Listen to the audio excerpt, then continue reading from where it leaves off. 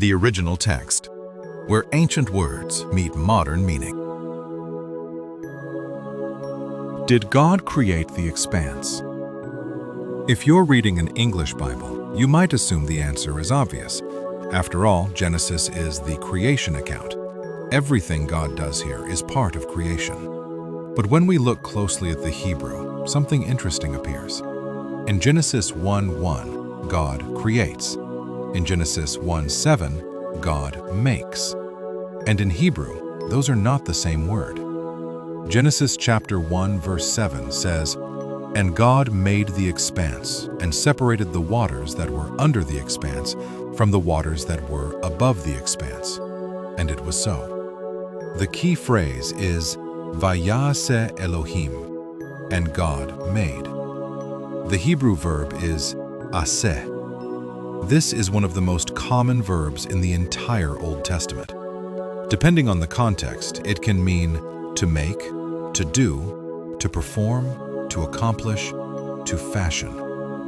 Unlike the word we encountered in Genesis 1:1, this word is not reserved for God alone. Human beings can aseh things.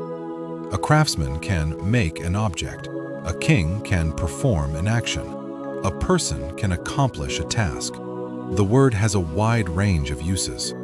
That immediately raises a question. Why does Genesis use aseh here instead of bara? Why does the text change the word? To answer that, we need to be careful. Sometimes Christians are taught a very simple distinction. Bara means create from nothing. Aseh means make from existing materials.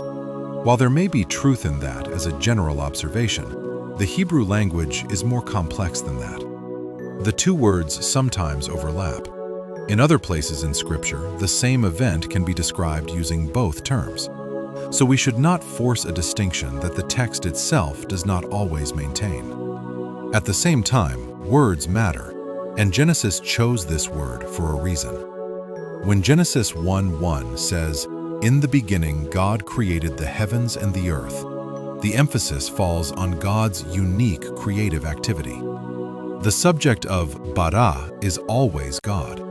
The word highlights divine action.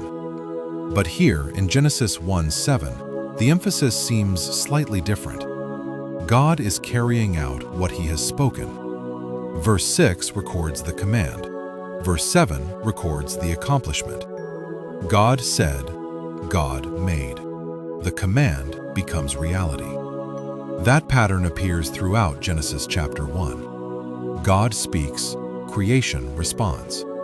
There is no struggle, no resistance, no rival power opposing him, no battle between competing gods. That alone makes Genesis remarkably different from many ancient creation stories.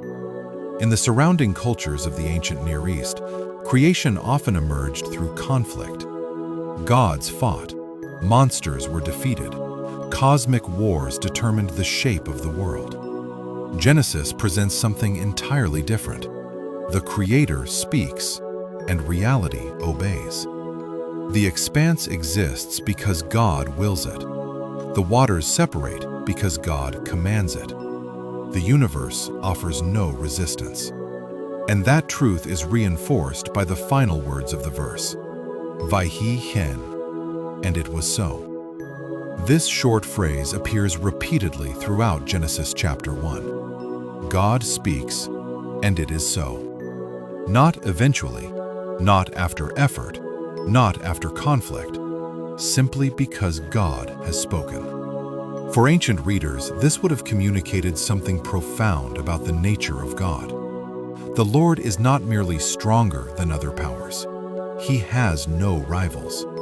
His word is effective. His command accomplishes what he intends. And that remains one of the central themes of Genesis. The universe is not self-created. It is not self-ordering. It exists because the Creator speaks and reality responds. That brings us back to the distinction between bara and aseh. While the two words can overlap, Genesis appears to use them with different emphases. Bara highlights God's unique creative work. Ase highlights God's action in bringing His purposes into reality. One emphasizes divine creation, the other emphasizes divine accomplishment. And in Genesis 1:7, the focus is not on the origin of the expanse. The focus is on the fulfillment of God's command. He spoke, He made, and it was so. The God of Genesis does not struggle to accomplish His will. He speaks, and creation obeys.